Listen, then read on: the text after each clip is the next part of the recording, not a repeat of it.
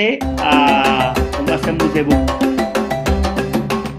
There is a word that is Ubuntu. A word that captures the essence of human relationships.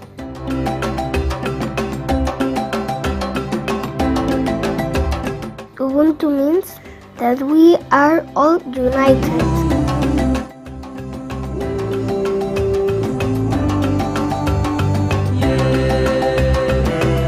It is a way that is invisible to the eyes, meaning we are all allies. It's trusting and collaborating, supporting and sharing our essence. Lots of small people in small places doing small things can change the world.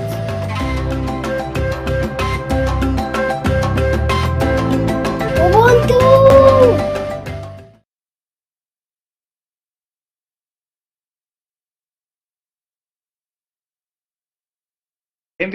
Bienvenue à Epidemics Afrique aujourd'hui.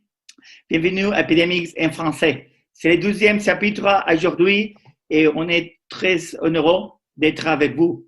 Comme toujours, pardonnez mon français, mais c'est toujours très bien d'améliorer mon français. Après mes premières années à l'Alliance française, et jamais aucun professeur imaginerait que j'aurais la capacité d'essayer de parler en français. Mais c'est très important et j'espère que dans ce chapitre, l'avenir, je vais améliorer beaucoup. Merci à tous. Merci à Véronique Touvenon pour confier en nous. On est Epidemics, c'était un outil lancé il faut 10 semaines à Barcelone qui a eu beaucoup de succès avec plus d'1,5 million de visites. Et après ça, on a décidé de lancer avec Véronique Touvenon et la Fondation Millennia et grâce au soutien de Sanofi Espoir, Epidemics Vulnérabilité. Epidemics Vulnérabilité, on va lancer un petit vidéo maintenant pour expliquer ce que c'est Epidemics Vulnérabilité. Comme vous voyez, c'est un outil qui permet aux soignants, aux citoyens d'avoir des contenus validés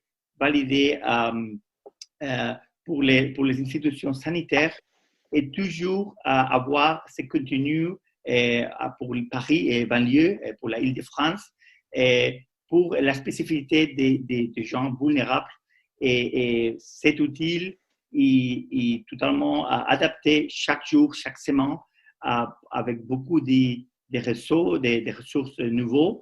Et ça a déjà fait pour la Fondation Millennia et pour Sabine, Dr Sabine Pierret qui parlerait plus tard. Et on va voir ça avec précision, avec Véronique Touvenon. Aujourd'hui, c'est le jour mondial des infirmières. Les infirmières ont soutenu les fardeaux plus importants dans la lutte contre le coronavirus. On veut remercier à toutes les infirmières pour ce soutien et on veut les soutenir totalement parce que sans elles, on ne pourrait pas lutter de la même manière dans tous les hôpitaux du monde, dans tous les centres de primaires du monde. Merci à tous les infirmières. On vous laisse maintenant un petit vidéo et on parle du paludisme et on parle du coronavirus.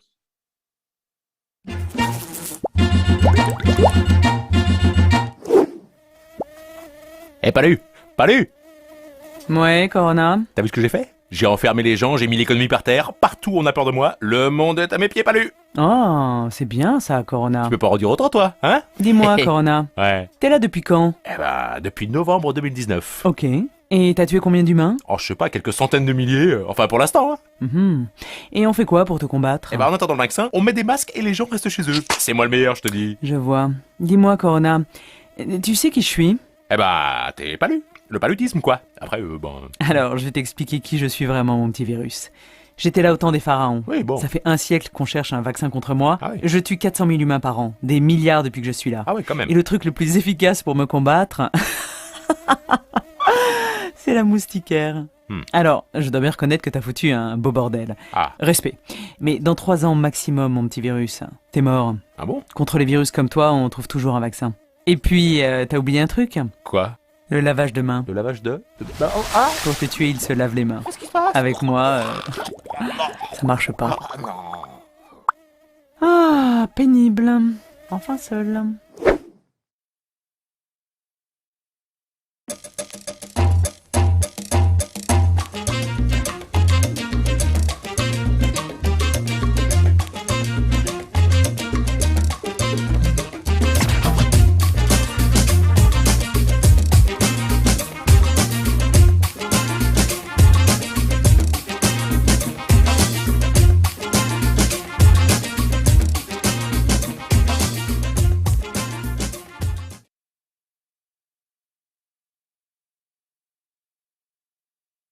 Maladie, encore, il y a une épidémie très importante, une pandémie mondiale, mais il y a toujours des maladies qui sont toujours là.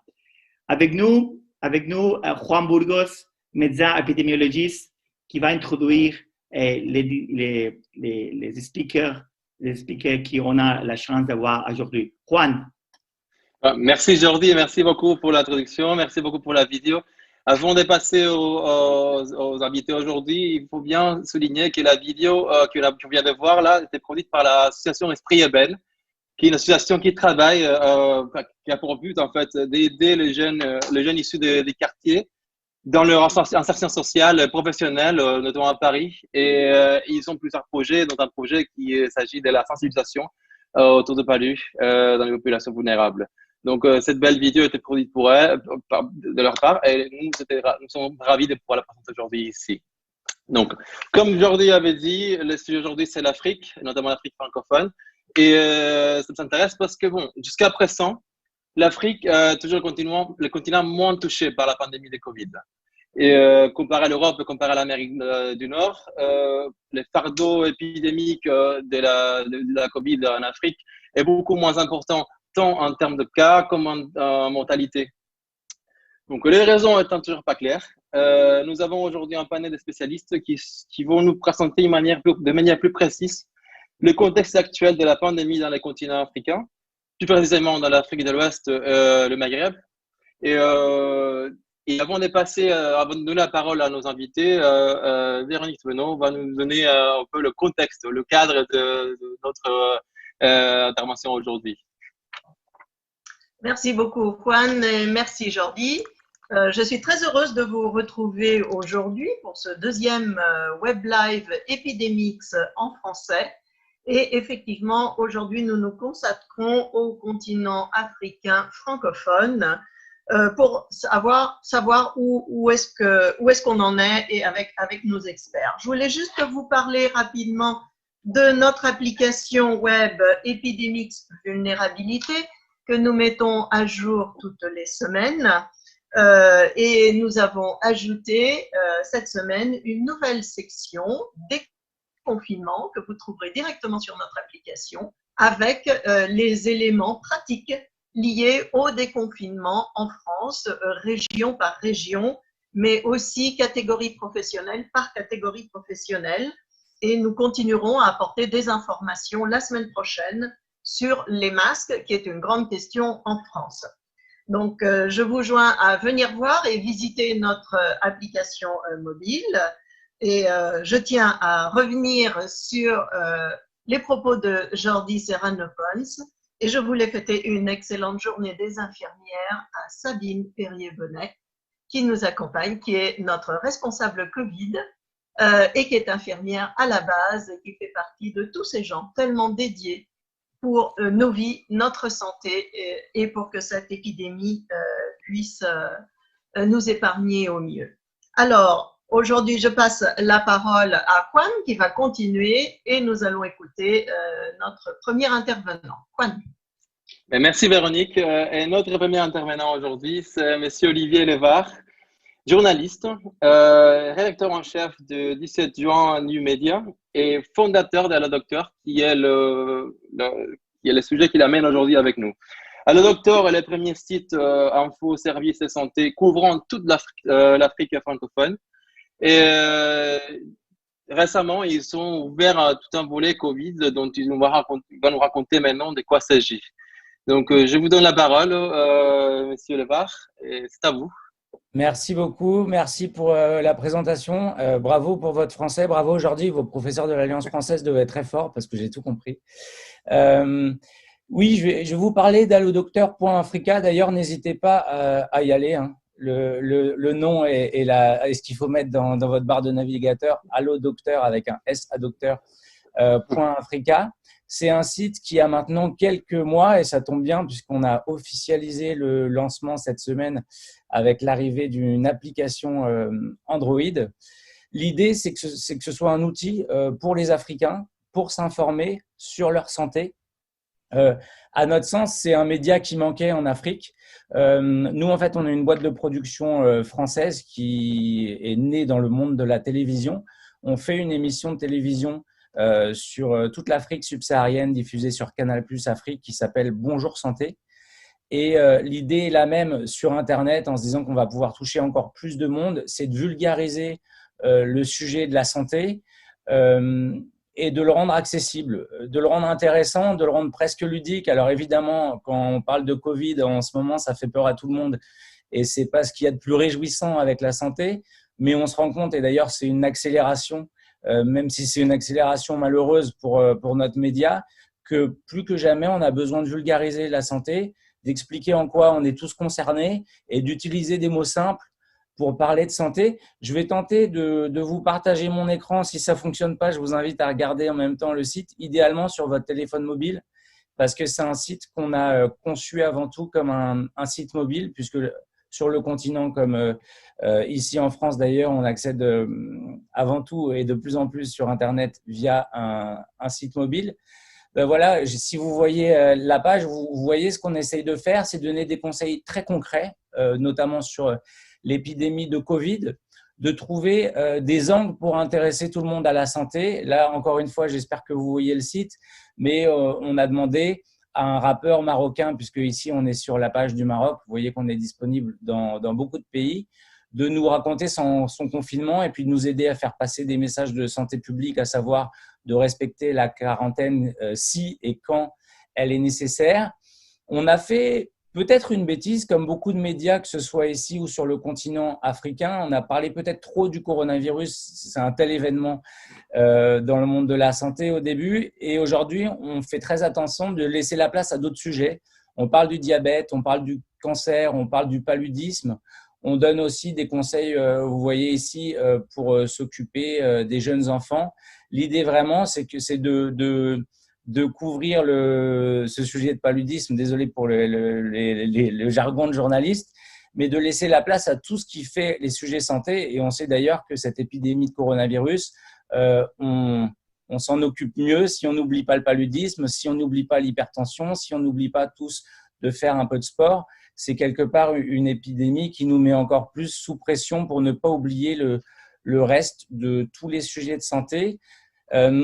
Pour finir, je vous dirais aussi que c'est un média qu'on a conçu beaucoup plus que comme un seul site mobile. On a développé des réseaux sociaux qui accompagnent ce média sur Facebook, mais aussi sur WhatsApp. Et notre idée, c'est de ne pas limiter les messages de santé publique uniquement à un site mobile, mais de les diffuser partout. De les diffuser sur Facebook, sur WhatsApp, de les diffuser avec nos partenaires, puisque quand un partenaire de qualité, je pense à Zero Mothers Die, Véronique est là aussi pour en parler. On a un partenaire qui porte des messages de santé publique déjà très bien pensés, très bien conçus pour les jeunes mamans et pour les personnes en grossesse, les femmes enceintes, pardon, c'est mieux de le dire comme ça. On reprend les mêmes messages, on les adapte à notre média et on les diffuse. L'idée, c'est de prendre le meilleur de ce que fait chacun.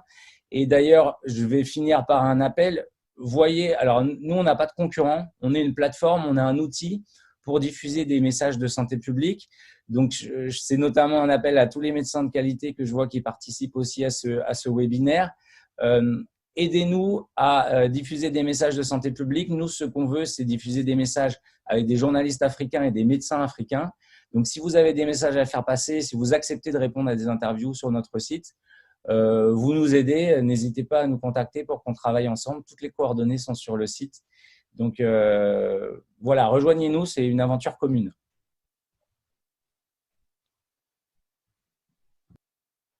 Mais merci beaucoup, Olivier, pour cette présentation aussi claire. Et juste une petite question autour de votre site. Aujourd'hui, étant donné le cas de la télécommunication en Afrique, la situation est variable selon les pays. Comment vous trouvez l'acceptabilité de votre service virtuel dans le contexte africain? Quelles sont les perspectives? Comment vous le voyez en fait? Sur l'épidémie de coronavirus, évidemment, nous, on va continuer à couvrir chaque jour, raconter ce qui se passe sur les 27 pays qu'on essaye de couvrir tant bien que mal parce que ça fait beaucoup. Mais on a déjà une vingtaine de correspondants et on a un rédacteur en chef, je lui tire mon chapeau, qui s'appelle Badr Kidis, qui fait un travail extraordinaire. En fait, là encore, on a adapté notre couverture. Comme tous les médias, il faut qu'on soit dans l'autocritique permanente. Au début, on a beaucoup, je vais dire les choses franchement, compter les morts, compter les cas, un peu dans cette folie d'infos en continu. Aujourd'hui, on s'est adapté. Évidemment, ça fait partie de l'information de dire dans chaque pays combien de personnes sont touchées, parce que ça permet aussi de mesurer la gravité de l'épidémie, y compris quand il y a une polémique sur les chiffres. Vous avez vu ce qui se passe à Madagascar depuis 48 heures. C'est pas clair du tout. On voit aussi que c'est très politique, le sujet de la santé. Et nous, on doit aussi expliquer ça à nos lecteurs. Et de plus en plus, on se concentre sur les messages de santé publique très concrets. Vous avez vu là, la une du site aujourd'hui, c'est comment est-ce que je mets un masque. Dans les prochains jours, on va diffuser sur nos réseaux sociaux des infographies pour rappeler les gestes barrières. On n'est pas les seuls à le faire, mais évidemment, il faut qu'on le fasse tous pour que le message passe. On a aussi l'obligation de parler de tous les types de remèdes, de tous les types de recherches. C'est-à-dire que nous, justement, on n'a pas à prendre parti, on doit parler de tout ce qui se fait. Donc, par exemple, on parle de la chloroquine en expliquant que c'est devenu l'obsession de certains pays et que c'est très déployé dans certains pays. Mais on laisse aussi la parole à ceux qui critiquent et ceux qui sont beaucoup plus mesurés dans l'utilisation de ce remède. Mais on va aussi parler de l'artémisia. On parle aussi de Covid Organics, de ce qui se passe à Madagascar. On parle aussi des médecines traditionnelles, sans vouloir dire ce qui est bien, ce qui n'est pas bien, mais en mettant tout en perspective. Un journalisme de qualité sur la santé, c'est un journalisme critique. On ne dit pas à nos lecteurs ce qu'ils doivent penser. On leur dit ce qui se passe. On leur donne les sons de cloche de chacun, ce que défend chacun, et à eux de se faire leur idée. Il n'y aurait rien de pire que soit de faire le French Doctor. On aime beaucoup les French Doctors, ils ont été très utiles à une époque. Mais nous, on est un média africain avec des journalistes africains et des médecins africains. Et on critique les politiques de santé de chaque pays. Il y a de la place à la critique pour tout. On s'est sans doute trompé parfois en France. Il y a des pays africains qui se trompent dans la réponse sans doute à cette épidémie. Mais voilà, ce qui est très important, c'est que ce soit un site de débat, que chacun dise ce qu'il pense. On va interviewer une association qui promeut l'artémisia en Afrique. On va essayer d'interviewer le président malgache. On va interviewer des médecins généralistes qui nous disent ce qu'ils voient sur le terrain. Et en fait, on veut des paroles de tous les acteurs de santé sur le continent et aussi des populations. Désolé, je suis très bavard.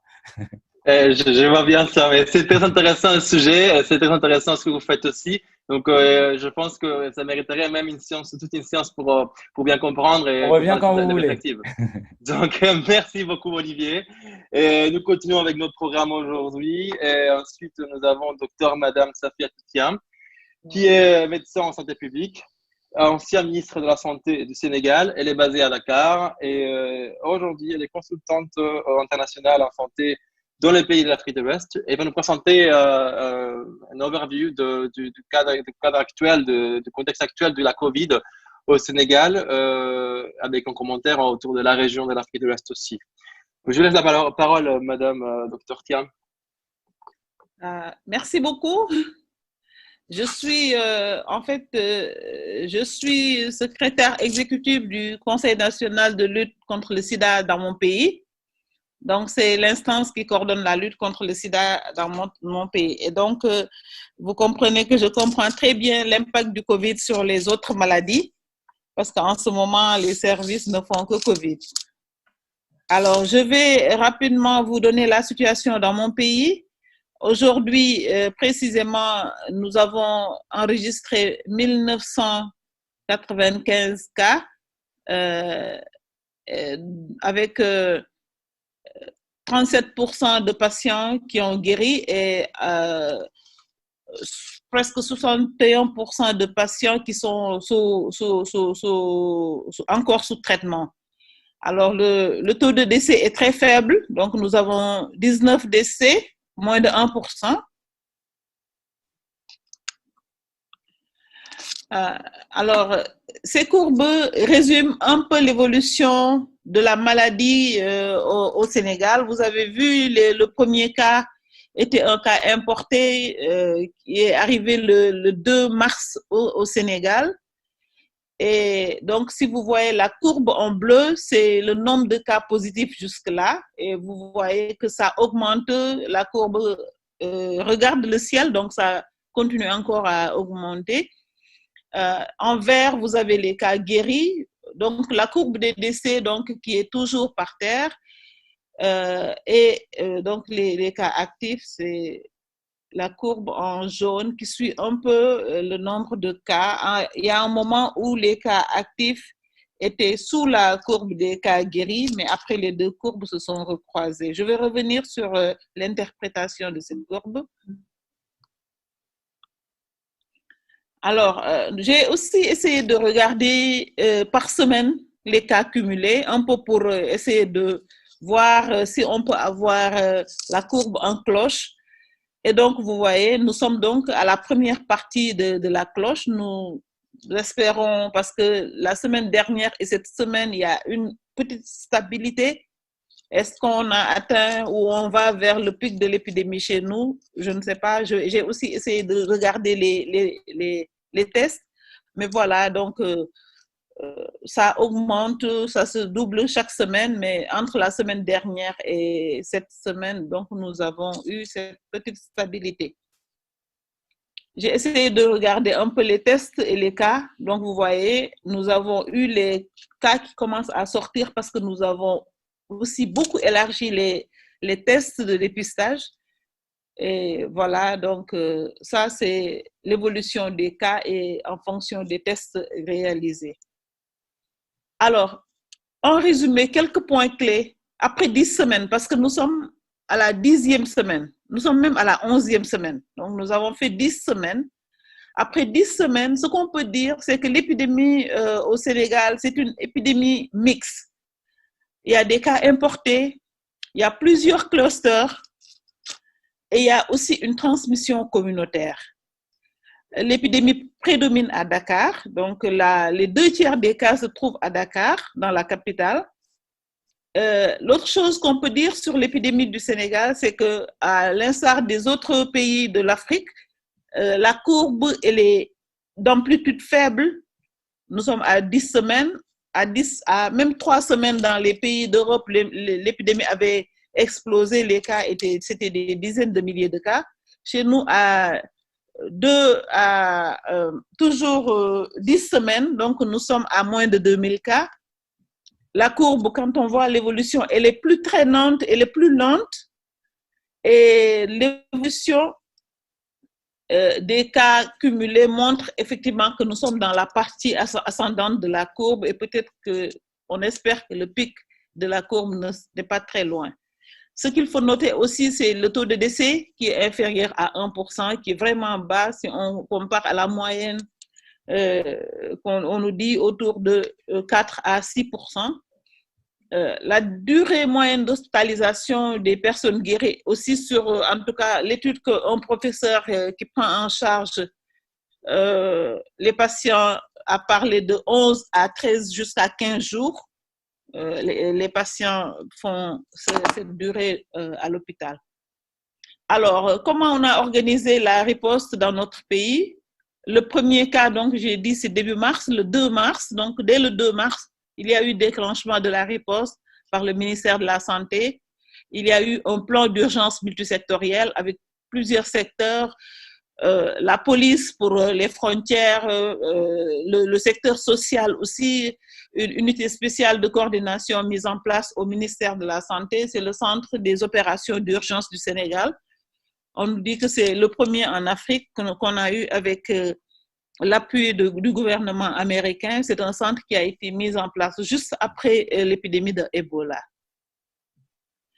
Alors, les autorités, il y a eu le leadership au plus haut niveau par le président de la République qui s'est engagé tout de suite. Il a fait un message à la nation, il a pris les décisions. Donc, il y a au niveau du ministère de la Santé une communication officielle tous les jours, un point sur le COVID-19 que toutes les populations attendent. Et il y a eu toutes les informations, sensibilisation via les grands médias, télévision, la presse écrite, radio. Ils ne font que ça, COVID tout le temps, on parle que ça. Alors, des messages sont véhiculés sur les mesures d'hygiène, sur les conduites à tenir en cas de signes de COVID, etc. En tout cas, quand on pense être un cas à risque, la mobilisation des structures hospitalières, mais surtout l'organisation au sein des structures hospitalières pour déterminer des zones qui seront des zones COVID et des zones non COVID. Il y a également au niveau des communautés, les associations de jeunes, les leaders religieux, les leaders coutumiers qui sont impliqués dans la riposte. Les stratégies, donc on les connaît, c'est la fermeture précoce des frontières, fermeture de l'aéroport, des frontières terrestres, la fermeture des écoles, des mosquées, des lieux de rassemblement, le couvre-feu et l'état d'urgence. Donc, à partir de 8h à 6h du matin, on ne peut pas sortir à Dakar. La promotion de mesures barrières portées par les autorités au plus haut niveau, donc le président de la République qui montre à la télé comment on se lave les mains, comment on fait la distanciation, le Conseil des ministres qui se fait par Zoom, par vidéoconférence, etc., qu'on montre à la télé. Donc, les services qui s'organisent aussi en télétravail. Il y a le dépistage et la prise en charge précoce des cas. Donc, chez nous, tous les cas, en tout cas, sont hospitalisés. Dès que tu es positif, que tu sois symptomatique ou asymptomatique, on te met à l'hôpital ou en tout cas quelque part et on commence le traitement. Donc, le traitement, c'est par l'hydroxychloroquine et l'azithromycine, quand c'est possible, pour les patients qui peuvent le tolérer. Une réadaptation et réorganisation du système de santé, je l'ai dit. Donc, on a défini des centres de traitement de la maladie. Ce n'est pas tous les hôpitaux. Et dans un hôpital, c'est une partie de l'hôpital. Parce que pour que l'autre partie continue à fonctionner, on a organisé une réponse locale avec les gouverneurs au niveau des régions qui prennent des décisions, etc., pour protéger leur région. Et la mobilisation communautaire, le plaidoyer et les informations pour la santé. Bon, actuellement, depuis hier, on assiste à... Il n'y a pas eu de déconfinement parce qu'il n'y a pas eu de confinement au Sénégal, mais il y a un allègement des mesures de restriction. Donc, le couvre-feu qui était de 20h à 6h du matin est maintenant, je pense, de 21h à 5h du matin. On continue la promotion des gestes barrières. Le port de masque est obligatoire au niveau dans les structures privées et dans les structures publiques. J'ai dû enlever mon masque pour faire la vidéoconférence, Zoom conférence avec vous parce que vous n'en aviez pas de masque. Mais ce n'est pas encore généralisé. On peut toujours croiser des gens, mais ce que je peux dire sur le port de masque, comme par hasard, c'était facilement accepté par les populations. Ils se sont tout de suite approprié le port de masque et j'aurais pu vous montrer les masques locaux qu'on fait ici à base de pagne africain, de très très jolis masques. Et donc, on continue à tester, traiter les patients, tracer tous les contacts. Pour le moment, au Sénégal, on ne fait pas encore de dépistage de masse et c'est la PCR qui est utilisée. On n'utilise pas encore les tests de diagnostic rapide. Alors, les défis rapidement, c'est la résilience du système de santé, on l'a dit. Est-ce que l'impact du Covid sur les autres priorités de santé, nous craignons beaucoup pour le VIH que je gère, mais aussi pour les autres maladies. Et il faut le dire, il faut prévoir des problèmes par rapport à la vaccination. Le programme de vaccination sera très impacté parce qu'il y a tellement de fausses informations qui circulent sur la vaccination, etc., qui fait que les populations seront réticentes. La capacité de prise en charge des cas graves en réanimation, nous n'avons pas assez de lits de réanimation. C'est vrai, nous n'avons pas beaucoup de cas graves. C'est une dizaine de cas graves en ce moment, 9 cas, je pense. Mais donc, chaque fois, la crainte, c'est qu'est-ce que ça va être quand les cas graves vont arriver parce que les capacités sont faibles.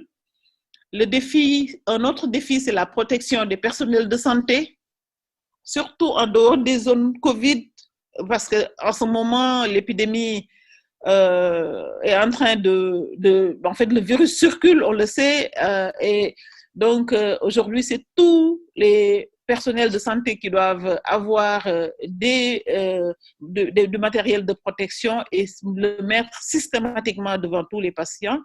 Donc ça aussi, ça nous fait un tout petit peu défaut. Le dépistage à large échelle n'est pas encore adopté comme stratégie, mais bon, il faut y penser.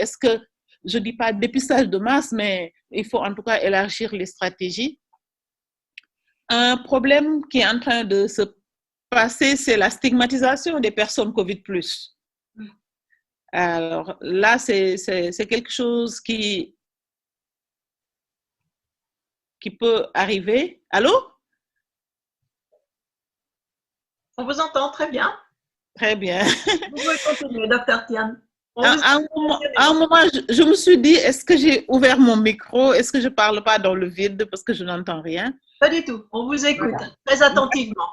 D'accord. Donc, la stigmatisation des personnes, parce que avec les méthodes que nous avons, quand une personne, un contact, quand les services de santé arrivent dans une maison ou veulent, comme tout le monde, les gens sont un peu, comment on dit, hospitalisés, mis en quarantaine, donc ça crée une stigmatisation.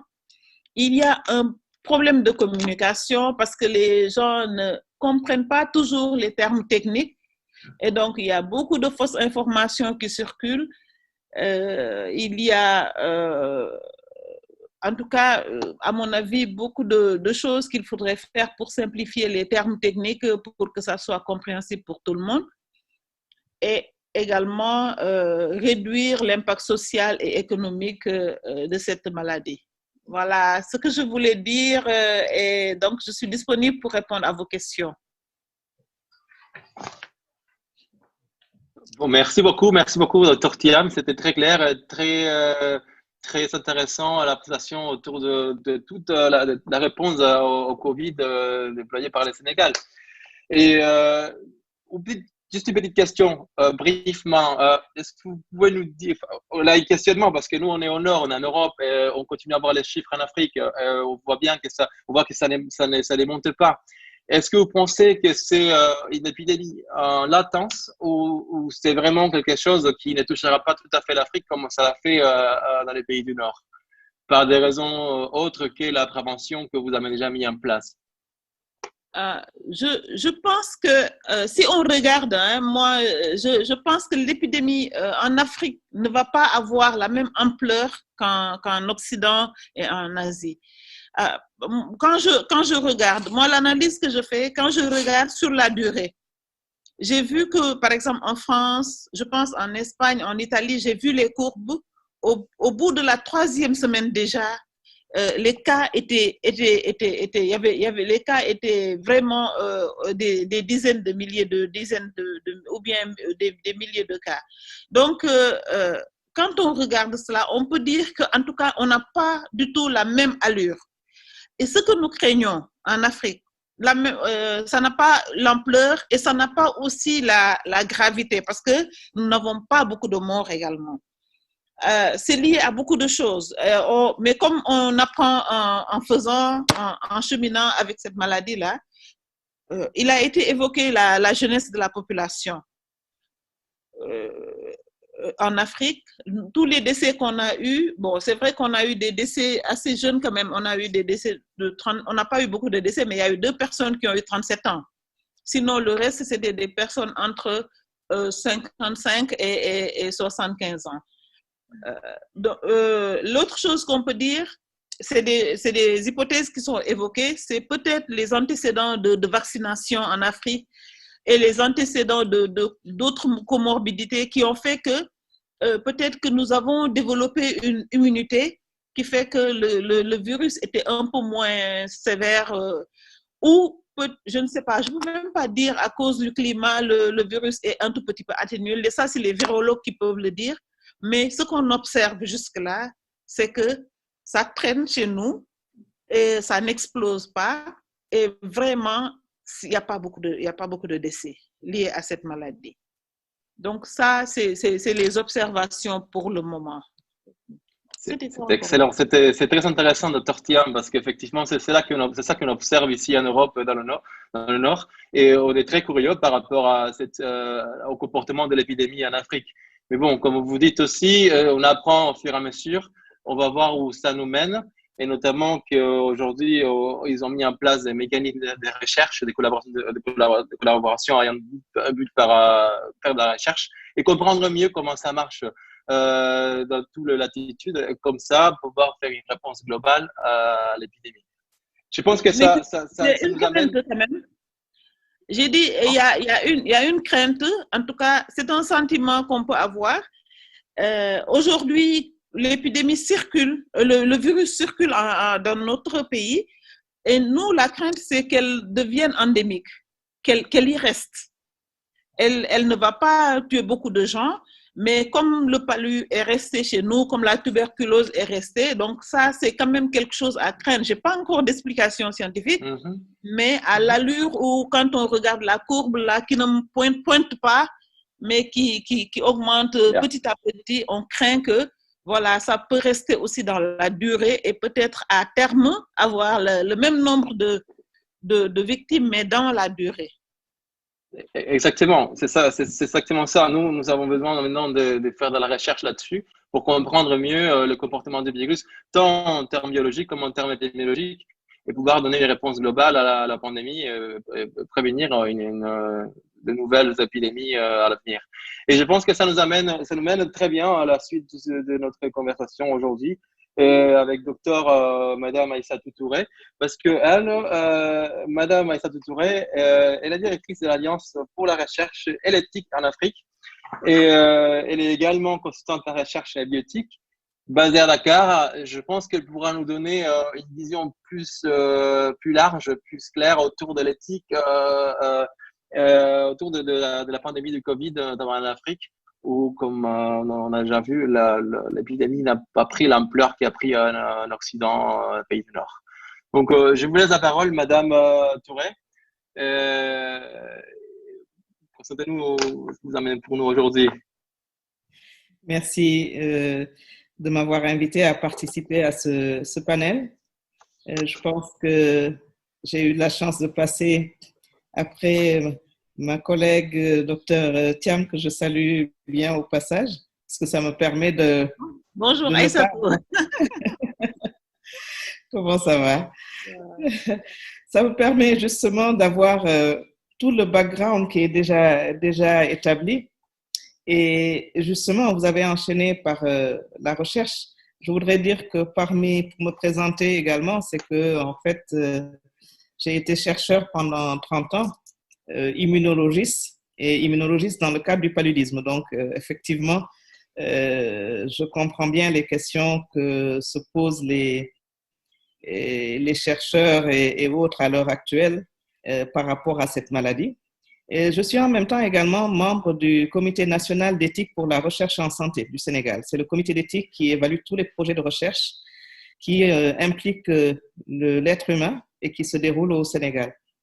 Ceci pour dire qu'on a besoin de pouvoir faire des recherches, parce que chaque fois qu'il y a une maladie ou en tout cas qu'il y a des problèmes de santé publique en règle générale, c'est par la recherche qu'on peut trouver des solutions.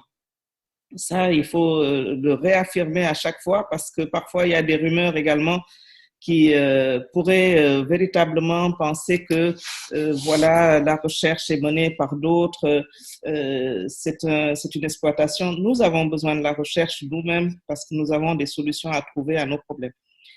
Mais cette recherche, évidemment, elle doit être encadrée. Elle ne peut pas se faire n'importe comment et qu'on soit en période d'épidémie ou non, on a besoin qu'un certain nombre de règles soient respectées. Donc, c'est dans ce cadre-là qu'il y a des instances qui fonctionnent depuis vraiment un assez grand nombre d'années, qui à l'époque d'ailleurs, quand Dr Thiam était ministre, qui nous a beaucoup appuyé également pour qu'on puisse fonctionner correctement. Mais c'est pour dire que ça soit dans le cadre de la recherche ou que ça soit dans le cadre de la gestion d'une épidémie, il ne faut pas oublier de prendre en compte les considérations éthiques. Si je prends d'abord la partie gestion des épidémies, vous savez que dès qu'on parle d'épidémie, on est dans une situation où les lignes bougent. On est parfois obligé de prendre des décisions qui remettent en question le principe d'autonomie des personnes, mais qu'il faut qu'on le mette en balance avec le common good, le bien public, le bien pour tous. Mais ça veut dire également qu'il faut qu'on puisse mettre en avant des principes comme la responsabilité, qu'elle soit individuelle ou collective, parce que les gens aussi ont tendance à vouloir tout mettre sur les autorités. Ils oublient que chacun a une responsabilité à son niveau de faire déjà ce qu'il faut pour ne pas être une source de propagation, mais également responsabilité à aider à mettre en place les choses ou à aider, ne serait-ce qu'à cause des répercussions sociales qu'il y a. Le principe aussi de proportionnalité par rapport à toutes les mesures qu'on prend. La restriction d'autonomie ne se justifie que si elle est proportionnelle à la gravité de la situation et à l'objectif qu'on veut atteindre. Donc ça, c'est aussi des notions qu'on rappelle, avec également le principe de justice. Quand on dit justice, souvent les gens pensent tribunal. Non, ce dont on parle ici, c'est en termes de justice soit procédurale, ça veut dire que la manière dont on procède doit être la même pour tous. Et la deuxième chose, c'est en termes de justice distributive, d'équité. Que quand on puisse mettre en place des choses, que si on pense à ce que ce n'est pas forcément, comment dire, la notion d'égalité à ce moment-là, mais plutôt de donner à ceux qui ont le plus besoin. Parce que ce qui se passe dans ces situations-là, c'est qu'on a une exagération, une exacerbation des vulnérabilités. Et si on y tient garde, on ne prend pas garde, on va avoir une lutte qui se concentre sur un aspect. Et comme disait Dr Thiam, c'est qu'on risque d'avoir une crise dans la crise parce qu'on aura laissé de côté tous ceux qui ne sont pas malades du Covid. Donc, on mourra d'autre chose que du Covid, mais on mourra. Et je pense qu'il est essentiel qu'on pense à toutes ces personnes-là qui ont besoin du système de santé, qui ont besoin d'être prises en charge quand elles sont en train d'accoucher ou qu'elles doivent faire des visites prénatales. Il faut qu'on pense que les enfants ont besoin d'être vaccinés, qu'on continue à mettre en place le système pour prendre en charge les maladies chroniques, parce que sinon, en plus de la crise, dans la crise, on aura une crise après la crise, parce que c'est là que ça va exploser. Donc, pour nous, c'est des considérations qu'il est essentiel d'avoir en tête et de faire en sorte qu'il y ait une résilience du système, en tout cas qu'il puisse continuer à fonctionner pour tous. Et c'est là où l'éthique interpelle, parce que nous savons très bien aussi que nos personnels de santé qui sont en première ligne ont parfois des décisions qui sont difficiles à prendre. Et il faut pouvoir les accompagner, il faut pouvoir les aider à mettre des mots et à résoudre parfois des dilemmes qui sont difficiles. Donc ça, c'était sur l'aspect gestion de l'épidémie, mais l'éthique a aussi sa place dans la recherche, parce que souvent, ce qui se passe, c'est qu'on peut avoir une pression en disant « Ah, c'est l'épidémie, il faut qu'on trouve rapidement quelque chose » et donc on peut se passer des étapes habituelles qu'on a. Et nous disons, attention, ce n'est pas parce que nous sommes dans une situation spécifique qu'il faut fouler aux pieds tout ce qui est respect de la personne humaine, de son droit à décider pour elle-même.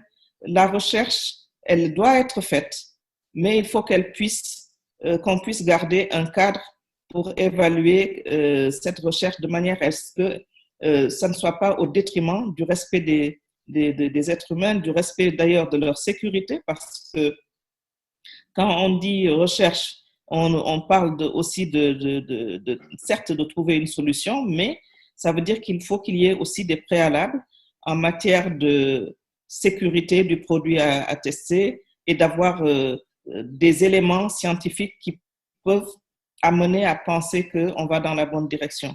Donc, il y a tout un ensemble de concepts et de notions d'éthique que nous tenons à rappeler, à mettre sur la table. Et je pense que les structures, les plateformes digitales qui parlent de santé, de médecine et autres, je pense que nous allons leur demander peut-être de nous faire de la place pour parler aussi d'éthique, parce que je pense que c'est ça qui sous-tend également toutes nos actions. C'est un petit peu de ça que je voulais parler avec vous. Et je suis à votre disposition pour approfondir certains aspects si vous le souhaitez.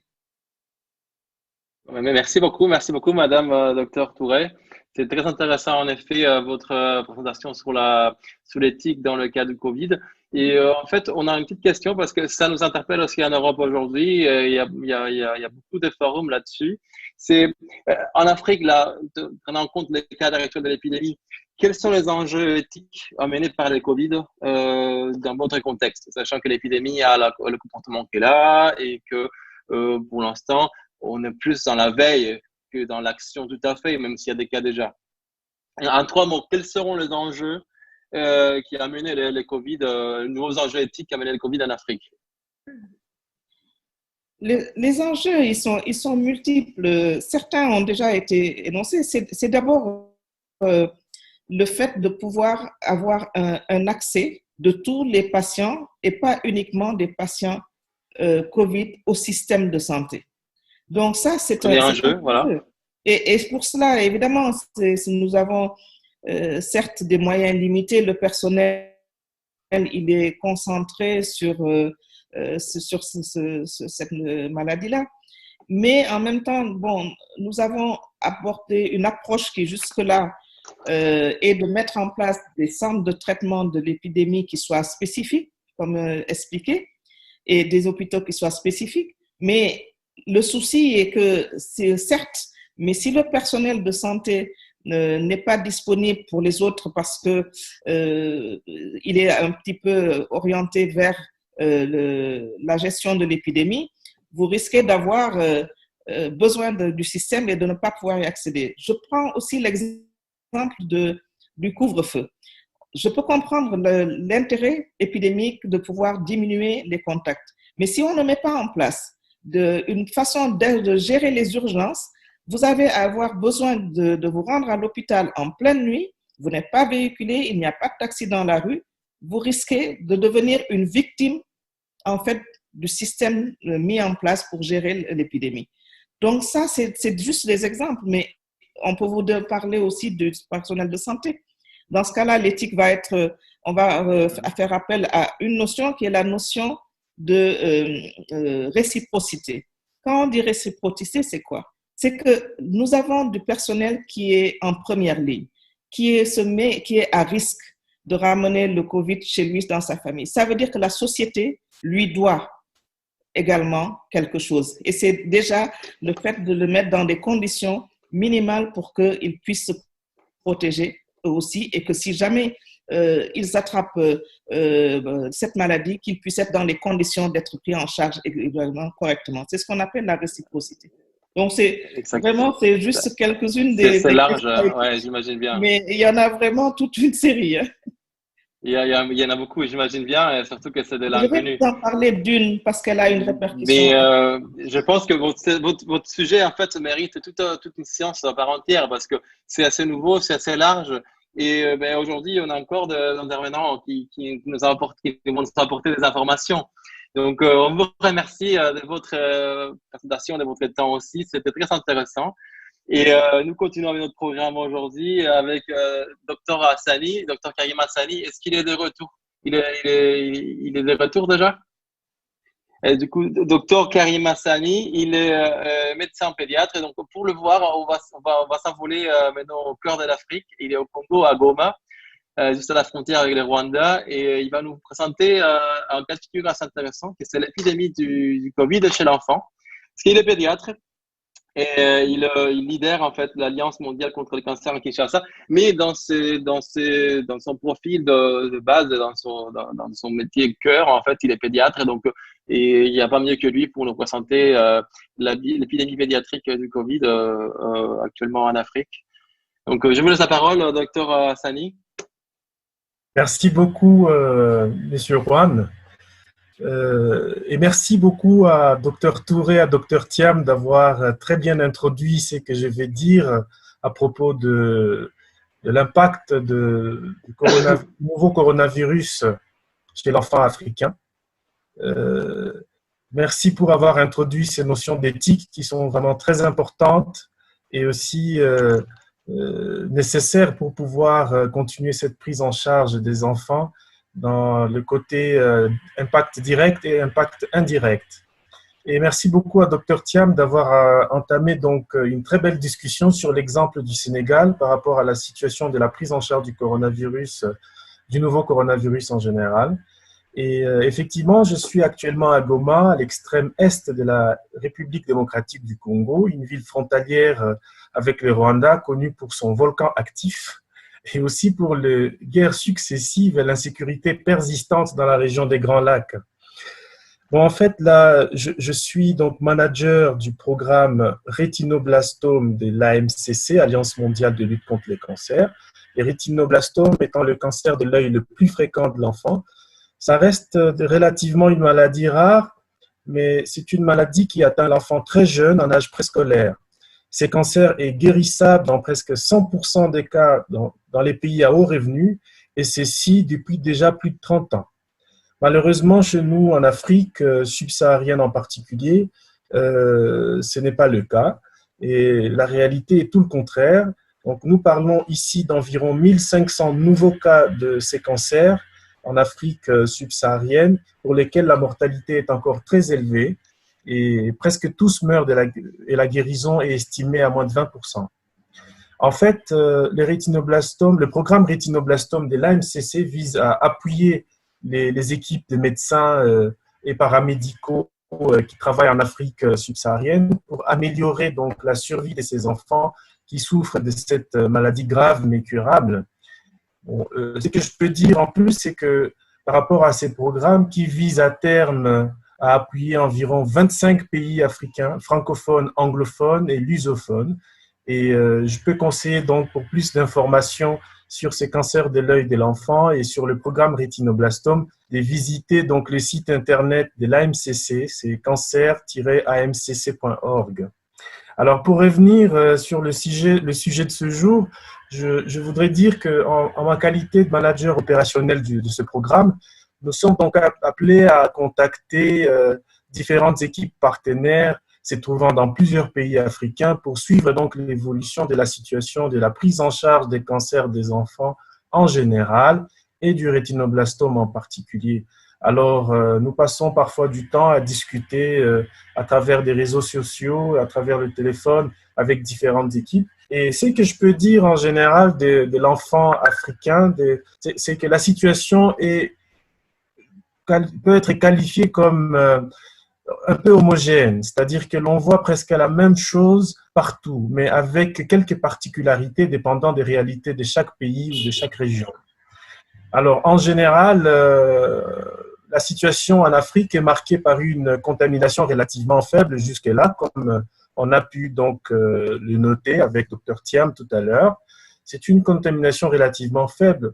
Parce que si on compare, par exemple, l'Afrique qui compte aujourd'hui un peu moins de 20% de la population mondiale, ne compte que 1% des cas confirmés positifs au nouveau coronavirus jusqu'à ce jour. Bien sûr, on peut se poser des questions sur le pourquoi et on ne sait pas encore comment la situation va évoluer. Alors, dans la population pédiatrique, la situation est un peu moins documentée, encore un peu moins commentée, mais de façon globale, il y a peu de cas confirmés chez les enfants en Afrique. Là où l'impact de la pandémie du nouveau coronavirus peut être décrit comme important, c'est dans les conséquences indirectes, comme l'a bien souligné Dr Touré tout à l'heure, dans tout ce qui est besoin en santé qui n'est pas coronavirus, c'est vraiment important. Donc l'impact indirect, les conséquences indirectes de cette pandémie chez l'enfant est très importante à souligner. Notons donc les cas de la vaccination de routine. Nous avons vu donc l'OMS Afrique, les sociétés savantes, les différents ministères de santé des différents pays lancer des messages forts pour appeler les parents à continuer à vacciner les enfants, au moins pour les vaccins essentiels. Et oui, parce qu'en Afrique, beaucoup d'enfants meurent encore des maladies à prévention vaccinale, comme c'est le cas pour la rougeole. L'exemple frappant et l'exemple le plus récent, c'est cette épidémie de rougeole en RDC, au Congo-Kinshasa, qui a tué plus de 6000 personnes en 2019. La pire épidémie de rougeole au monde, a-t-on déclaré. Donc, faisant face à tous ces quotidiens de maladies infectieuses meurtrières qui continuent encore à sévir, là j'ai parlé de rougeole, on peut continuer à parler du paludisme, du VIH, etc. Ces maladies continuent à sévir en Afrique subsaharienne, ainsi que d'autres réalités telles que parfois le manque d'eau potable, le manque de nourriture, la pauvreté, les difficultés de transport, parfois la distance importante entre là où se situent les patients et là où se situe la structure hospitalière la plus proche, etc. Alors, lorsque nous regardons un peu dans les différentes discussions avec les collègues, la situation de la prise en charge des cancers des enfants, ça reste un défi énorme parce que ça devient donc une situation noyée au milieu de tous ces signes et dans un contexte particulier de pandémie et des mesures qui sont prises, et donc ces enfants sont rapidement mis en danger. Néanmoins, il y a des efforts qui sont fournis à travers différents pays, donc dans les discussions avec les autres collègues, il y a des efforts qui sont quand même fournis ici et là, à différents niveaux, pour diminuer les risques d'abandon de traitement chez certains patients, pour faciliter le diagnostic chez d'autres. Alors, abandonner les traitements est un facteur majeur pouvant faire perdre à ces enfants déjà la chance de guérison.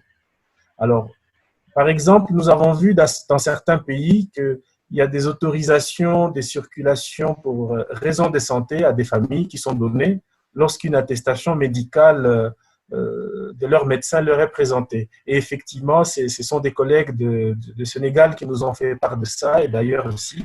Donc, nous avons assisté quand même qu'il y a des efforts qui sont fournis à différents niveaux. Alors, en résumé, c'est que je peux dire, face au contexte actuel de pandémie, les équipes médicales ainsi que les parents, les autorités, un peu tout le monde, donc je vais dire dans le groupe, tout le monde se débrouille pour continuer à assurer les soins vitaux pour ces enfants qui souffrent des cancers ou qui souffrent d'autres maladies. Mais quand on réfléchit comment est-ce que cette situation va évoluer dans un avenir proche, et dans les différentes discussions que nous menons, il y a toujours beaucoup d'incertitudes. On ne sait vraiment pas comment est-ce que les choses vont évoluer. Et tout ce qu'on peut espérer, c'est qu'en parallèle de la gestion de cette crise actuelle, comme l'a dit Dr Touré, c'est qu'il y ait donc la possibilité de maintenir un coup malaria, etc., puissent toujours continuer à recevoir des soins qui sont vitaux et que tous les autres programmes d'aide, comme l'AMCC par exemple, dans le programme rétinoblastome ou autres, qui continuent tant soit peu à apporter leur contribution afin qu'il y ait toujours une amélioration de la situation de tous les enfants, pas seulement ceux qui souffrent du coronavirus. Alors, je vais vraiment rejoindre beaucoup ce qu'a dit Dr Touré à travers tout ce qu'elle nous a prêché. Excusez-moi pour le terme, mais j'ai trouvé que c'était vraiment génial de discuter de tout ce qui n'est pas coronavirus en cette période de pandémie et que la priorité n'est pas n'est pas de laisser ces enfants sans aucune assistance, sans aucun couloir de pouvoir se faire soigner. Au contraire, il faudra réfléchir en même temps pour que tout le monde puisse avoir accès aux soins. Alors, à terme de cette épidémie, tout ce que nous pensons, c'est qu'il y aura sûrement des leçons apprises à tous les niveaux. Les décideurs politiques, les organisations non gouvernementales, les sociétés savantes, les cliniciens, les parents, tout le monde, il y aura toujours des leçons apprises. Et notre souhait est que toutes ces leçons nous aident à améliorer davantage la situation de l'enfant en général, et précisément, et en particulier par rapport à l'enfant qui souffre du cancer ou du rétinoblastome en particulier en Afrique subsaharienne. Et merci beaucoup. J'espère que j'ai brossé un tout petit peu la situation en général. Et merci beaucoup, Joanne. Je ne sais pas s'il y a des questions, je serai ravi d'y répondre. Merci à vous, Dr. Hassani. Je pense que peut-être déjà, c'était très, très clair, très intéressant ce que vous avez présenté parce que, comme en Europe, ailleurs aussi, l'épidémie paraît épargner les enfants, paraît ne pas être désintéressée aux enfants, au moins pour l'instant, mais on reste toujours alerte parce qu'on ne sait jamais comment ça peut tourner. Et je pense que pour les questions, on pourrait peut-être les faire à la fin et continuer avec notre programme. Et maintenant, s'envoler plus vers le nord de l'Afrique et se rapprocher de l'Europe. On voyage maintenant en Tunis avec Dr Hamida Maghraoui, qui est médecin urgentiste à Tunis et qui va nous présenter peut-être plus le cadre et le scénario action. Elle est urgentiste, elle voit l'épidémie de près, elle voit le drama qui a amené le nombre de cas qui augmente tous les jours aux hôpitaux. Et je pense qu'il n'y a pas mieux qu'elle pour nous présenter et nous expliquer comment ils se sont organisés pour répondre à ces volumes énormes et accélérés qui arrivaient aux hôpitaux. Donc, je vous laisse la parole, Dr Maghraoui, et bienvenue. Merci. Je suis très heureuse de pouvoir partager avec vous ce qui s'est passé en Tunisie depuis actuellement 2 mois et demi ou 3 mois, depuis l'activation de tout le plan d'action contre cette pathologie. Nous avons très bien avancé, je crois, en Tunisie, avec 2 jours de suite déjà, avec 0 cas diagnostiqués. Nous sommes actuellement à 1032 cas diagnostiqués, 45 décès. Et un nombre de guérisons qui dépasse les 740 patients. Donc, nous sommes plutôt sur une très belle courbe épidémiologique avec une évolution très favorable de la maladie sur notre territoire. Alors, ce qui s'est passé en Tunisie, c'est que avant même la déclaration du premier cas et avec l'augmentation du nombre de cas en Europe, on s'est rendu compte qu'il fallait peut-être faire très vite en réduisant le risque, surtout que le trafic aérien était derrière les premiers cas importés en Tunisie avant la déclaration des clusters locaux. Donc, au moment de la phase 2, il y a eu une activation très rapide du confinement total de la population, la mise en place du couvre-feu, certes, qui limite un tout petit peu le mouvement de la population, mais qui a permis quand même de réduire le nombre de personnes qui bougeaient sur le territoire et qui a permis, à mon sens, une réduction assez importante du nombre de cas qu'on est en train d'observer actuellement à quelques semaines d'évolution de l'épidémie. Alors, ce qui s'est opéré, c'est au niveau du système de la santé, c'est un système de mise en place de circuits spécifiques pour la prise en charge des patients Covid. Donc, c'est des patients qui ont été triés et orientés vers des circuits spécifiques de prise en charge, comme ça a été le cas, je crois, au Sénégal, si j'ai bien compris ce qui a été présenté au cours de la première intervention. Et donc, c'est des circuits qui offrent aussi bien de la protection pour le personnel soignant que pour les patients, en évitant une transmission transversale au niveau des hôpitaux. Donc, on a limité le contact de ces patients-là des autres patients.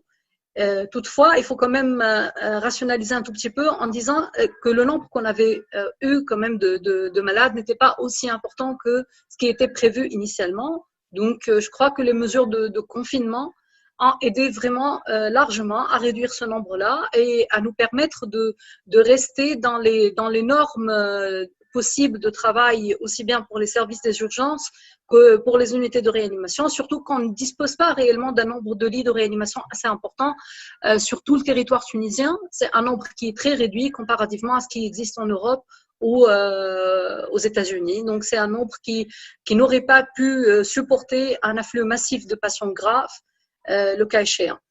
Donc, tout le travail s'est organisé sous forme de circuit où les médecins, les infirmiers, les techniciens de médecine d'urgence, les techniciens de réanimation, médecins toutes spécialités confondues, et chacun savait très bien le rôle qui était donc désigné. Et cette organisation a permis de limiter le contact avec les personnes non Covid qui ont gardé quand même un minimum d'accès aux services de soins. Et avec l'évolution favorable du nombre de cas, depuis bientôt 2 semaines, nous sommes partis sur une reprise progressive de toute l'activité de soins, toutes les pathologies confondues, les non-Covid, parce qu'on avait estimé qu'à un moment donné, c'était des patients qui risquaient une décompensation grave de leur pathologie chronique parce qu'ils n'avaient pas accès au système de la santé. Donc, la recommandation officielle était de reprendre cette activité-là. Et maintenant, nos hôpitaux reprennent pratiquement une activité normale depuis une dizaine de jours. Donc, on recommence à voir une évolution assez importante du nombre de malades. On reprend un peu l'activité classique habituelle. Toutefois, on reste très vigilant. Nous sommes à 2 jours actuellement de 0 Covid diagnostiqué. Nous sommes très heureux avec ces chiffres-là. Mais on reste très vigilant pour ne pas risquer de transmettre cette pathologie de façon transversale au niveau des structures de soins elles-mêmes. Donc, on continue à faire le triage des patients, on continue à les orienter sur 2 circuits différents, on essaie de les orienter. Chaque hôpital a construit son propre circuit qui s'adapte à son architecture, aux disponibilités personnelles qu'il a. Et jusque-là, ça s'organise d'une façon assez adéquate. C'est vrai que nous avons été un tout petit peu plus protégés comparativement aux autres pays, et particulièrement à l'Europe juste en face, qui, avec l'évolution des chiffres des premières semaines, nous a vraiment inquiétés, surtout par la non-disponibilité de structures de réanimation, de plateformes avancées de protection pour la protection des patients, pour la non-disponibilité à un moment donné des moyens de protection en quantité suffisante. Mais heureusement, je crois que le fait d'avoir pris des dispositions de phase 3 très précoces en phase 2 et puis de phase 4 très précoces en phase 3 nous a permis de limiter le nombre de patients en Tunisie, nous a permis quand même de rester dans les normes de gestion possibles pour nos structures de santé. Nous avons proposé plusieurs un algorithme de traitement classique qui a été proposé par l'instance tunisienne d'accréditation en santé, qui a essayé de réunir un tout petit peu tous les protagonistes en système de santé pour proposer une prise en charge uniforme. Et nous avons, comme tous les autres pays du monde, participé à plusieurs études thérapeutiques pour pouvoir donc proposer et étudier un tout petit peu ce qui se passe avec ce nouveau virus. Sur le plan humain, toutes les équipes soignantes étaient là dès le premier jour. L'organisation s'est faite pour pouvoir en deux grands groupes, ceux qui assuraient l'activité de tous les jours et ceux qui étaient plutôt sur les circuits Covid.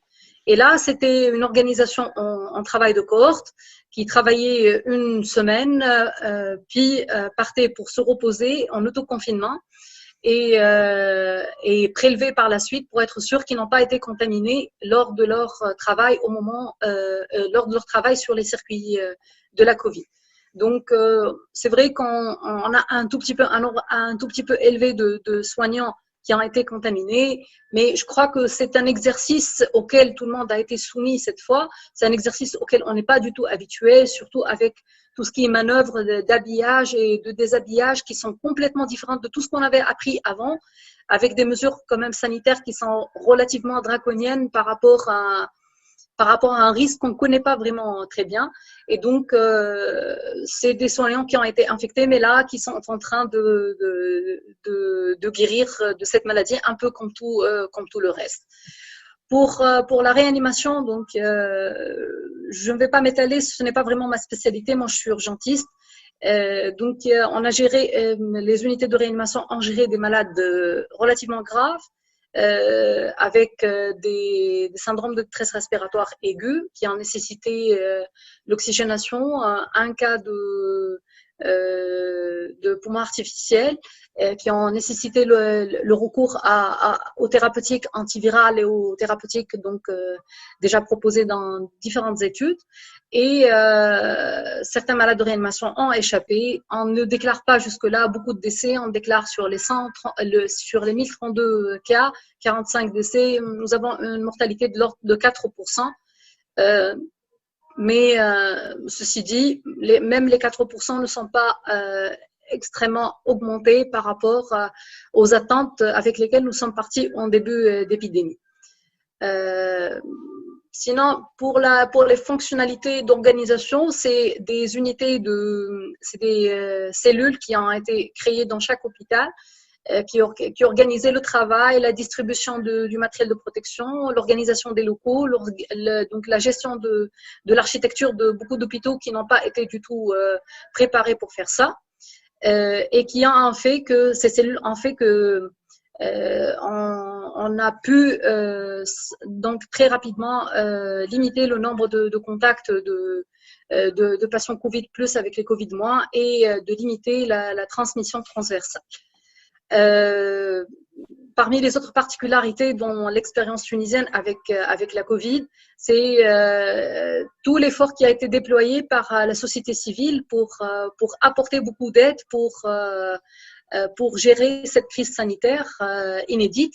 La mobilisation des étudiants de médecine, des étudiants ingénieurs, la mise en place de beaucoup de procédures et de fabrication de matériel qui ressemble un tout petit peu aux respirateurs, la mécanisation des ballons autoremplisseurs, la production en masse de visières de protection pour le personnel soignant. Donc tout ça, c'était un mouvement très important et très intéressant qui nous a aidé à remonter très rapidement la pente de cette crise.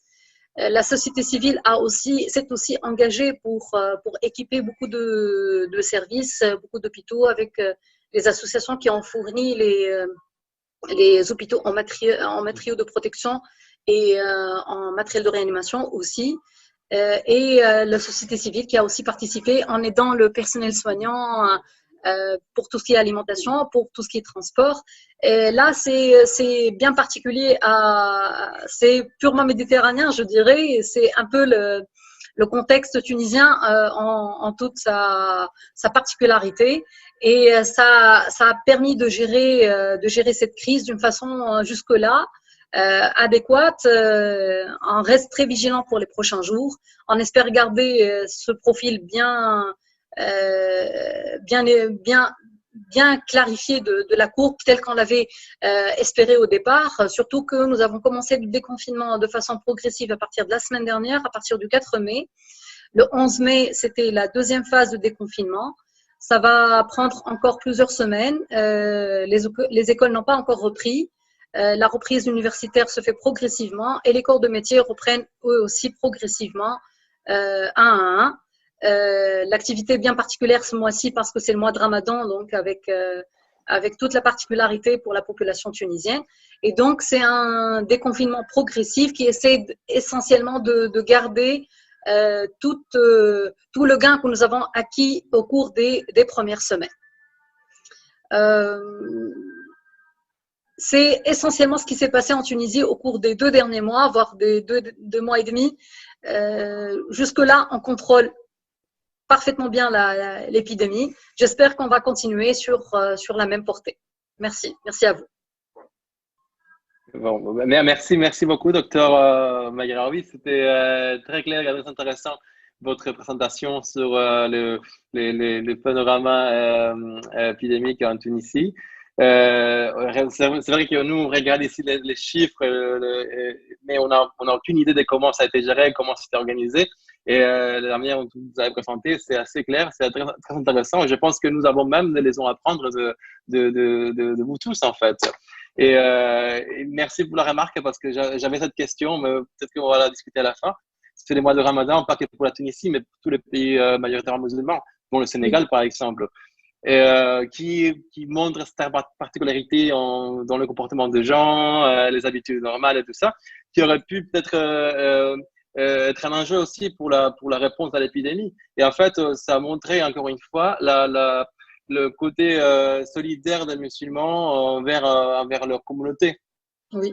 Et c'est un peu le côté joli de la chose qu'il faut aussi voir. Hein. C'est pas que la catastrophe de l'épidémie qu'on voit dans le news.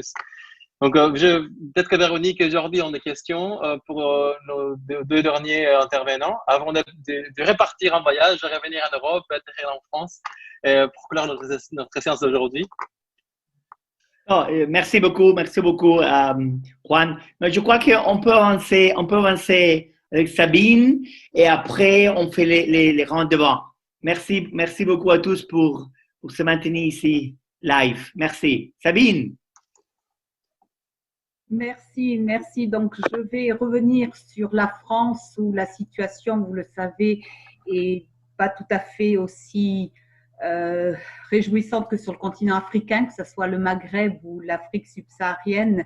En France, c'est un petit peu plus difficile et en particulier, vous savez que notre application, notre application Epidemics en français, c'est orienté surtout sur Paris et la région Île-de-France où se retrouve une grande partie de la population issue du continent africain qui est, je dirais, fragile, que l'on appelle par plusieurs termes, mais là j'emploierai le mot exilé parce que c'est ce qui m'amène à vous parler entre autres du comité pour la santé des exilés qui s'appelle la COMED. Ce sont des informations que vous retrouverez sur notre application et je vous incite à aller voir plus en détail ce qu'il en est.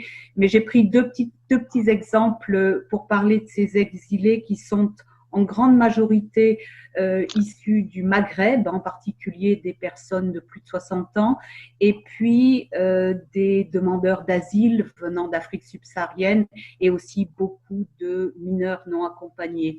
Donc, pour parler de ce comité de la COMED, c'est un comité qui a le souci d'offrir des permanences téléphoniques aux personnes qui en ont besoin, issues de l'immigration, essentiellement du continent africain. Et ces permanences sont autant d'ordre socio-juridique que médical, que de santé mentale. Donc, c'est important de savoir qu'on peut avoir un appui dans ces domaines-là. Et il y en a un dernier qui est tout spécifique pour l'Île-de-France en association avec la CIMAD, c'est le soutien par rapport au droit de séjour. Et il faut savoir, et dans notre application, vous trouverez l'information que toutes les formalités pour les cartes de séjour, toutes ces formalités administratives importantes pour les populations vulnérables issues du continent africain ont eu un report de limites. Donc, pour refaire des cartes de séjour et autres, nous venons de rentrer dans un certain déconfinement.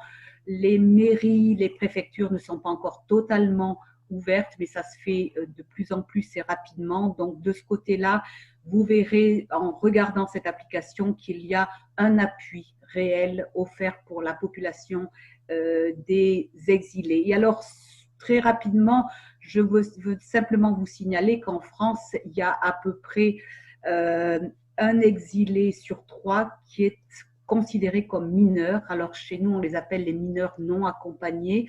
C'est une population fragile, beaucoup issue du continent africain.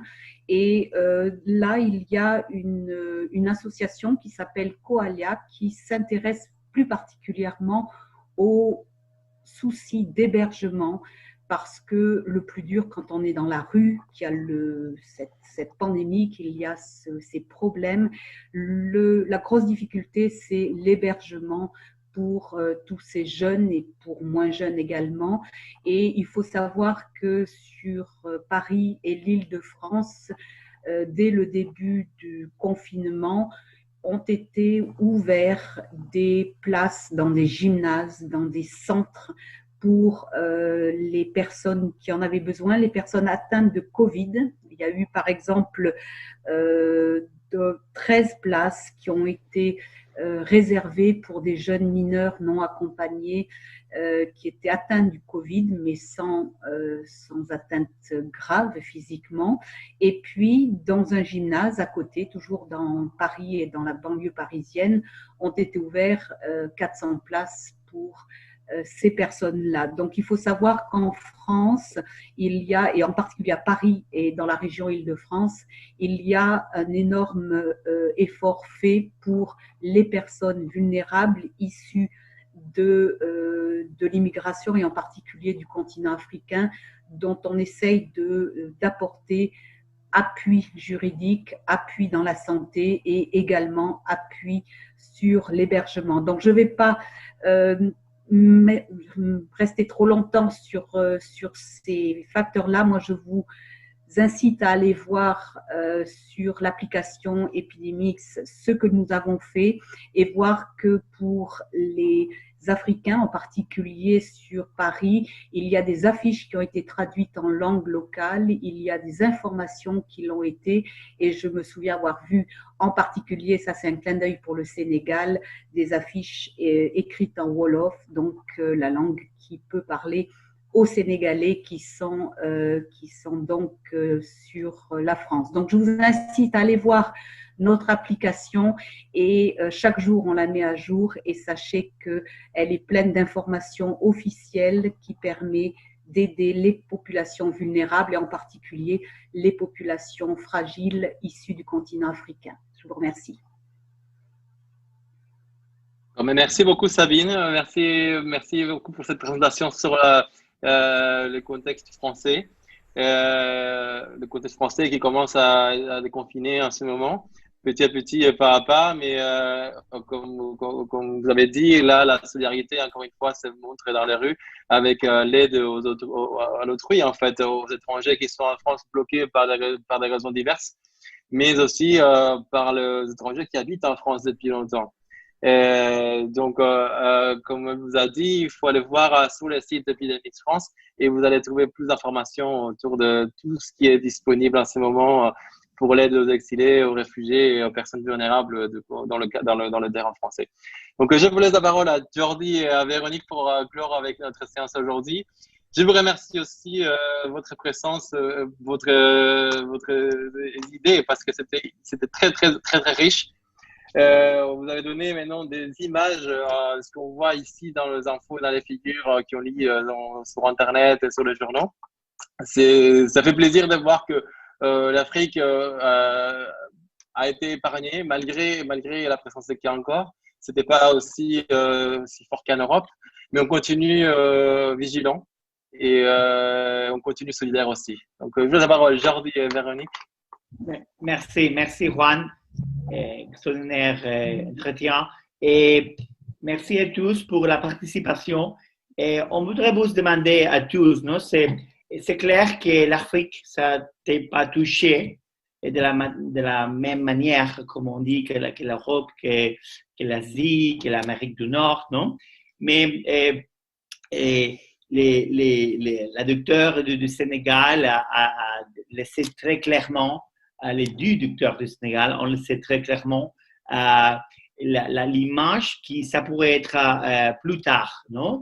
La catastrophe pourrait venir plus tard, non? Qu'est-ce qu'on peut faire pour prévenir tout ça?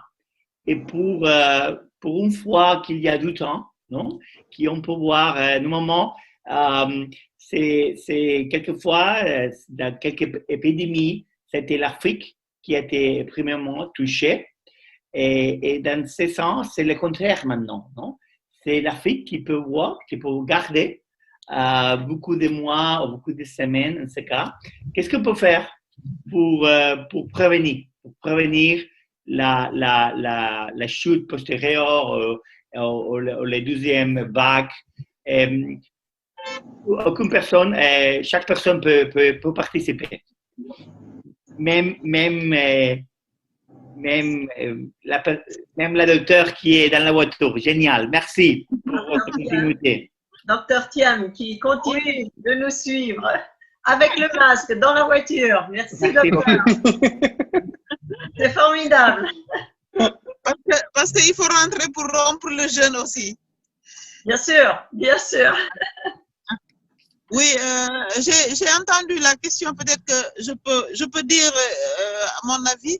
D'abord, je pense que peut-être que la catastrophe ne va pas arriver. Oui, on aura certainement des décès encore et encore des patients, mais je pense que ce ne sera pas aussi ample que ce qu'on a vu en Europe. Je le pense, hein, parce que vraiment, on se base aussi sur les expériences des autres et l'allure de la courbe. Ah, je crois qu'on a un problème de son et de communication. Des réseaux sûrement, parce que là, certainement. Amida. Oui, Je crois que Amida et Asiatou tout de suite derrière. Amida. je crois que nous sommes peut-être un peu loin d'avoir d'évoluer vers un scénario catastrophe maintenant. Toutefois, on devrait quand même rester très vigilant. Ce qu'on avait adopté au départ nous a permis d'être protégés jusque-là avec tout ce qui est mesures de distanciation physique. Là, le port obligatoire de la bavette, quel qu'en soit le statut. Et tout le monde s'applique pour ça. Là, je ne porte pas la bavette, mais quand je bouge, je l'ai continuellement sur la face. Et donc, on craint, mais pas la catastrophe, on craint une recrudescence, une deuxième vague, que je crois est toujours possible. C'est une évolution naturelle des pathologies virales, mais je crois que jusque-là, nous avons une courbe qui est complètement différente des autres continents. Espérons que ça continue sur la même portée. Ça va être facile à gérer au cours des prochains mois, j'espère. On espère aussi. Docteur Thiam, est-ce qu'on vous a récupéré 2 minutes? Oui, en fait, oui. J'avais même coupé le micro. J'ai commencé à parler. C'était pour dire, comme ma collègue de Tunisie, que nous ne craignons pas forcément une catastrophe. On pense que oui, il y aura encore des personnes infectées, il y aura encore des malades, il y aura encore des décès, mais ce ne sera pas avec la même ampleur qu'en Europe, pour les différentes raisons que nous avons citées.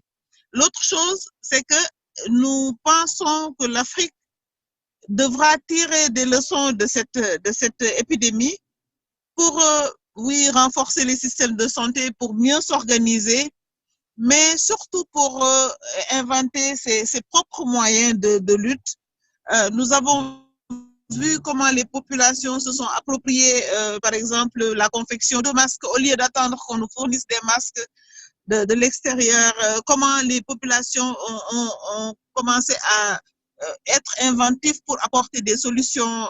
Je pense que il y aura certainement un après-Covid en Afrique et des leçons vont être tirées. En tout cas, c'est ce que nous souhaitons pour améliorer le système de santé en Afrique, pour développer des réponses peut-être un peu plus adaptées et comprendre que les problèmes ne sont certainement pas toujours les mêmes et que nous n'avons pas toujours besoin de copier ce qui se fait en Europe parce que ça peut être toujours différent. Donc, Thiam, vous pouvez baisser un peu le téléphone? Baisser un peu le téléphone? Maintenant, voilà, oui. Comme ça, on revoit. Très bien. Docteur Touré, comment prévenir? Comment prévenir? Je pense qu'il faut continuer à être vigilant, mais surtout axé sur la communication.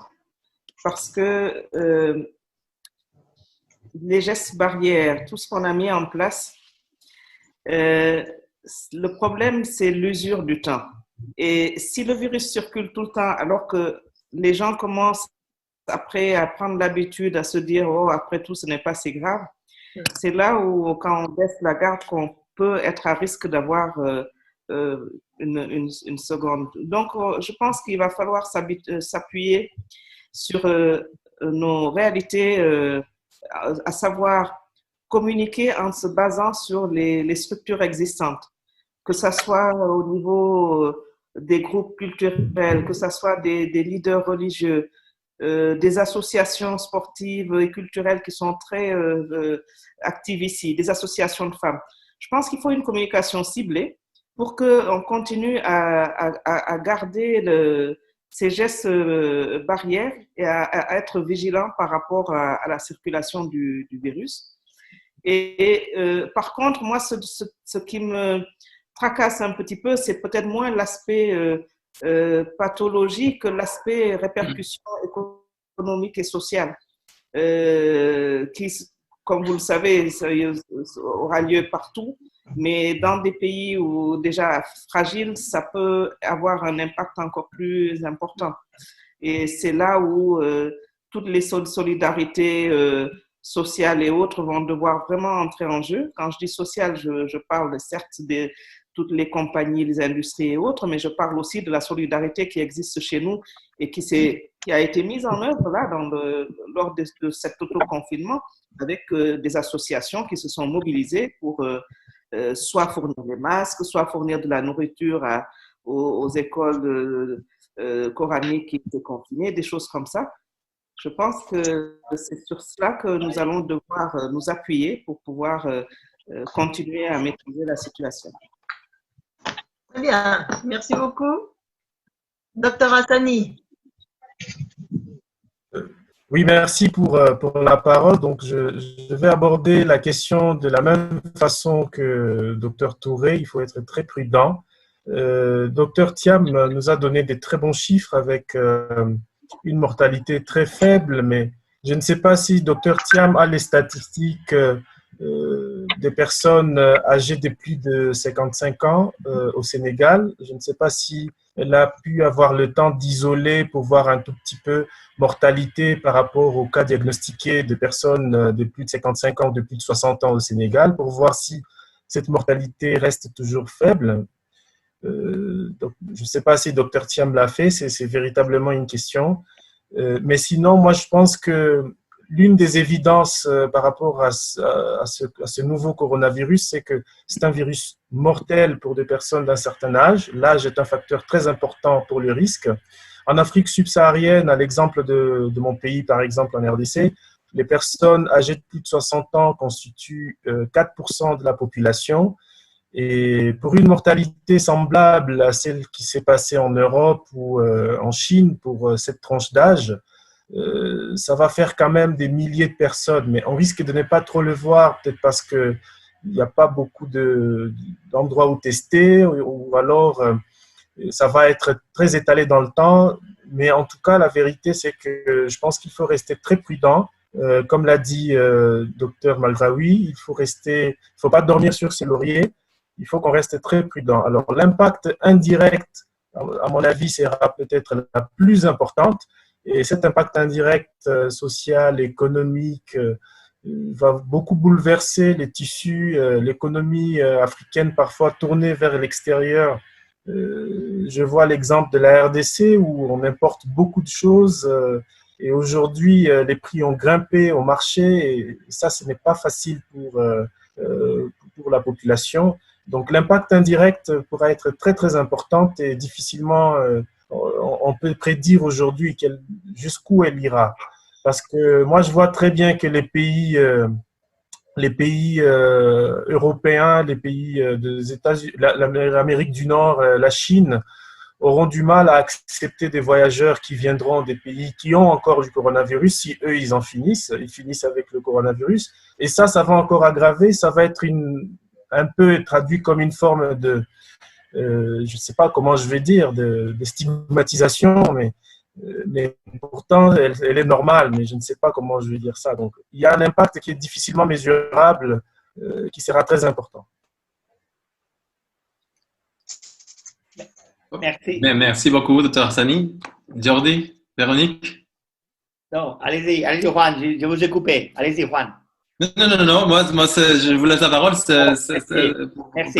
Non, c'était génial, les réponses de tous, parce que, oui, effectivement, ça peut être un problème après quelques mois. qui dit lieu qu'il y a encore les virus, il y aura encore des virus, ça peut être coupé du reste du continent. Et il faut travailler ensemble parce que sinon, on peut se trouver tous ces coupes, tous ces liens qui même à l'Europe, et on a coupé les frontières on a ouvert pendant des années, des dizaines d'années, et dans 2 semaines, on a coupé toutes les frontières internes de l'Europe. C'est une chose symbolique, mais catastrophe, parce que si on est en Europe, on ne devrait pas couper les frontières internes. Alors, c'est une chose symbolique, mais c'est une chose qui manifeste que dans 10 jours, on peut couper tous. Alors, il faut travailler ensemble, les assistants sanitaires et les réseaux sanitaires, la recherche doit arriver très, très vite.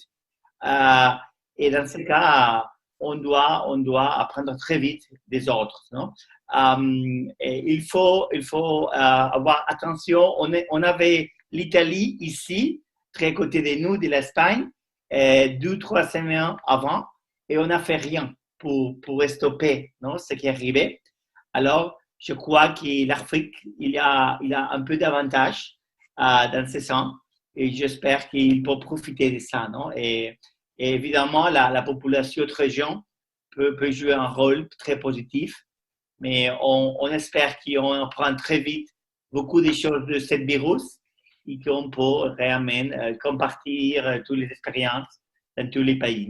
Véronique, vous voulez fermer cet extraordinaire chapitre d'Afrique avec un mot final, et quelqu'un de vous, si quelqu'un veut dire quelque chose, et aussi à le docteur Olivier, s'il vous plaît, parce que votre énergie est extraordinaire.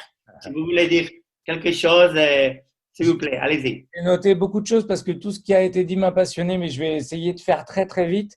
Comment est-ce que nous, on voit cette pandémie qui est une catastrophe comme une opportunité pour avancer? Comment est-ce qu'on positive là-dessus? Dans ce que vous avez dit, il y a des choses qui m'ont marqué. Déjà, nous, en tant que médias, on se donne une to-do, pardon de l'anglicisme, mais des objectifs très concrets sur la base de ce qui vient de se passer. Le premier, c'est de valoriser les soignants et le travail des soignants en Afrique. Nous, comment on le fait comme médias? En vous écoutant, en vous tendant un micro.